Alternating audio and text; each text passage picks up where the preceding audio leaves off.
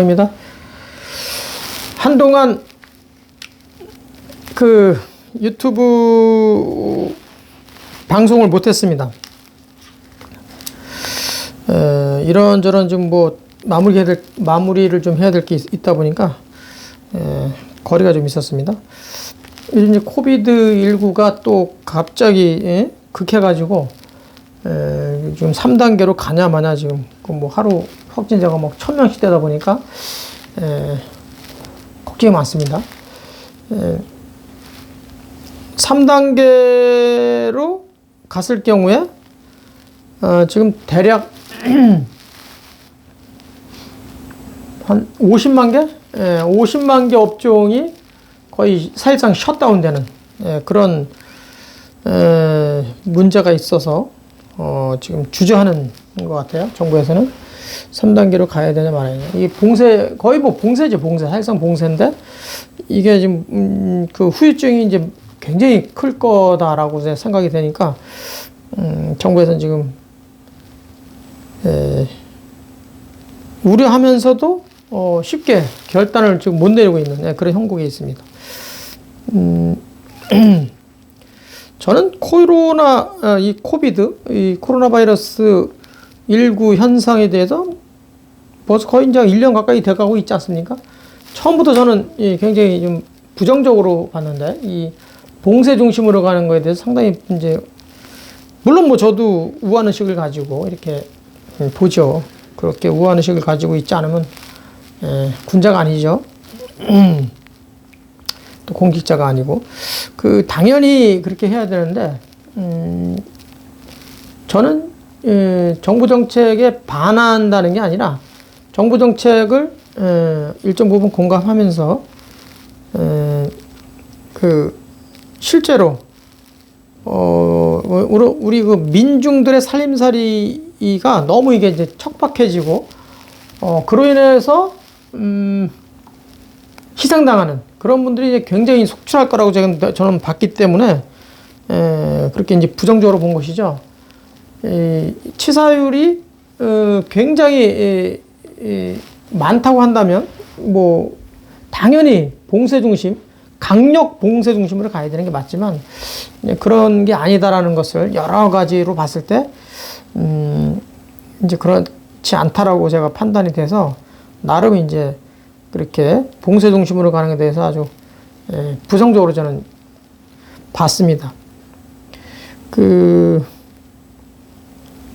지금 하루에 자살하는 사람들이 OECD 국가 중에서 뭐 지금 단연 1위 아니에요, 우리나라가?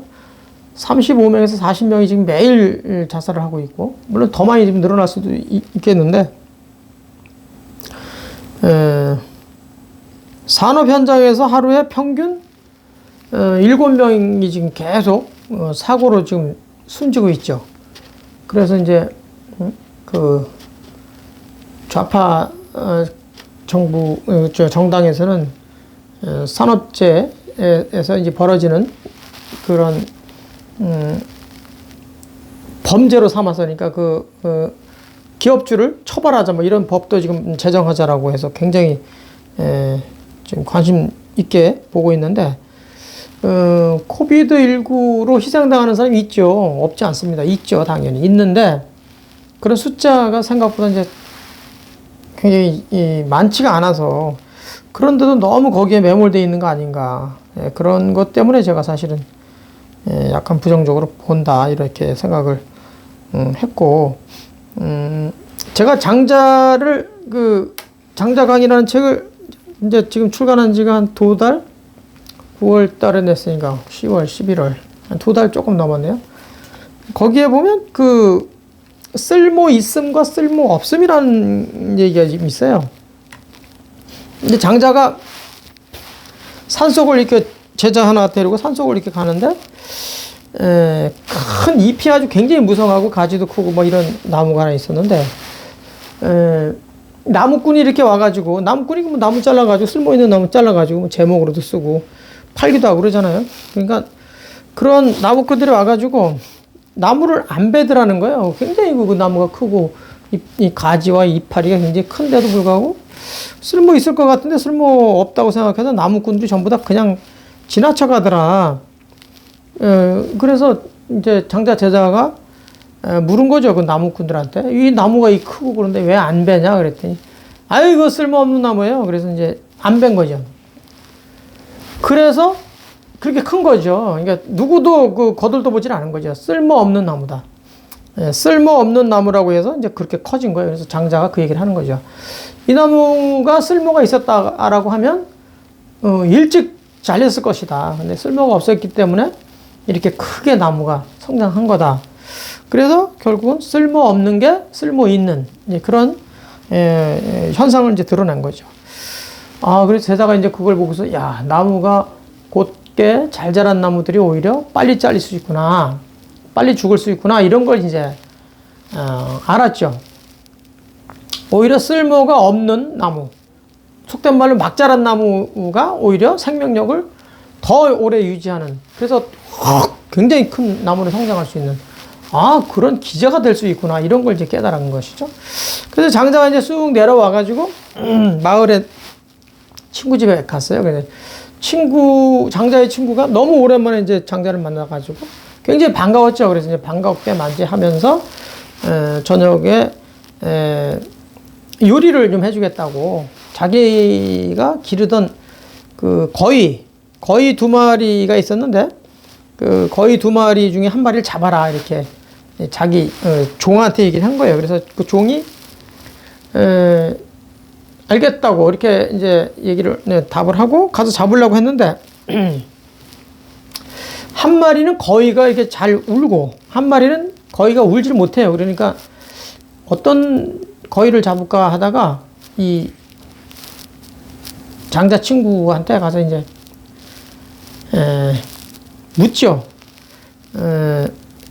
1마리를 잡아라고 하셨는데 1마리는 잘 울고 1마리는 울지 못합니다. 어떤 거위를 잡을까요? 그러니까 주인한테 물었더니 주인이, 야, 울지 못하는 거위를 잡아라. 울지 못하는 거위가 이게 거위냐 이거야. 거위는 깍깍대고 울어야 되는데 울지 못하는 거위가 거위 노릇을 못하니까 그 녀석부터 잡아라 그랬어요. 그래서 그 녀석을 잡아가지고 이제 요리로 했죠. 근데 그 장자 제자가 그걸 이제 본 거죠. 다 듣고. 그랬더니, 선생님, 이번에는, 쓸모가 없다고 해서, 거의가 꽥꽥대고 소리를 내야 되는데, 쓸모가 없다고 그래서 빨리 희생당하네요. 그랬더니, 그래, 그럴 수도 있지. 이렇게 했어요. 그래, 그리고 이제 거기서 거의를 먹고 하룻밤 자고, 다음에 이제 이렇게 쭉 내려오는데, 내려오면서 제자가 궁금해가지고 묻죠. 선생님, 어제 그 산에 갔을 때 나무가 자란 나무는 일찍 잘려서, 희생당하고, 일찍. 잘 자라지 않아서, 그냥 막 자라가지고, 누구도, 쓸모없다고 생각돼서 큰 나무가 자랐다. 쓸모없는 게 쓸모가 있게 됐고, 또, 친구님 집에 가서는 오히려 거의가 쓸모가 없다. 울지 못하는 거의가 거의냐. 그래서 쓸모가 없다. 그래서 희생을 빨리 당했는데, 우리 장자 선생님께서는 그러면 어느 쪽을 생각하시겠냐. 어느 쪽의 편을 드시겠냐. 그랬어요. 그랬더니, 여러분은 어떻게 생각하십니까? 쓸모없는 게 쓸모 있다. 그런 쪽에 쓰시겠습니까? 쓸모가 없어서 희생당하는 그런 쪽에 서시겠습니까? 장자는 뭐라고 대답했냐? 나는 쓸모 있는 것과 쓸모 없는 그 중간에 내가 서겠다 이렇게 얘기를 했어요. 이게 이제 참 어려운 건데 그 쓸모 있는 것과 쓸모 없는 그 중간에 서겠다.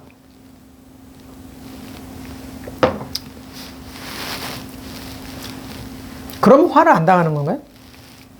쓸모 있어서 일찍 희생당하기도 하고, 쓸모 없어서 일찍 희생당하는 게 있잖아요. 그러니까 장자는 그러면 난 중간쯤 서겠다 이렇게 말씀하셨는데, 그러면 화를 면하냐 이거예요.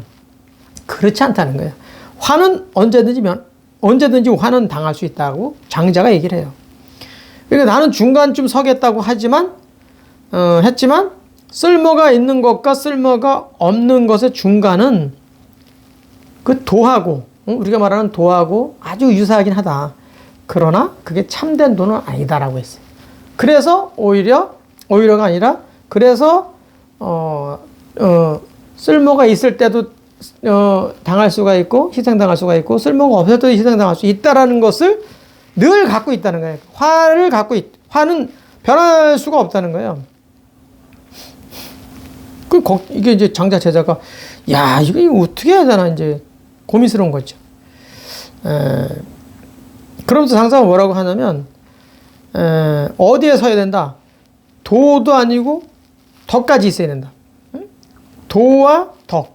사실 이제 사실 초월해야 되는 거예요. 엄밀하게 얘기하면 도와 덕에서 사는 게 맞지만, 도와 덕 속에서 벗어나는 거지,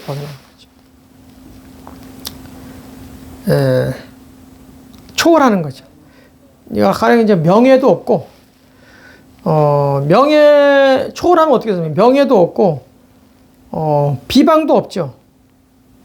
또 용이 되기도 하고, 뱀이 되기도 하죠. 쓰일 때는 용이고, 쓰임이 없을 때는 뱀이죠. 때에 따라서 변화해서 집착하는 일이 없다. 어떤 일을 하든지 집착하는 일이 없다는 거죠. 한 번 올라가면 한 번 내려오고, 한 번 내려오면 한 번 올라가는, 그런 것으로 이렇게 삼는다는 거예요. 자연의 그 삶 속에서 그냥 산다는 거예요. 이게 뭔 얘기냐? 지금 코비드19 해서 이제 모두에 제가 그런 말씀 드렸죠. 지금 봉사 중심으로 가는 게 정말 맞는 거냐? 장자에 의하면 그건 너 아무것도 아니라는 거예요. 될 수가 없다. 해답이 될 수 없다. 정답도 될 수 없지만 해답도 될 수 없다. 완전히 봉쇄해가지고 코비드19가 안 걸린다는 것도 아니고, 생업에 종사하면서 걸린다고 해서 죽는 것도 아니라는 거예요.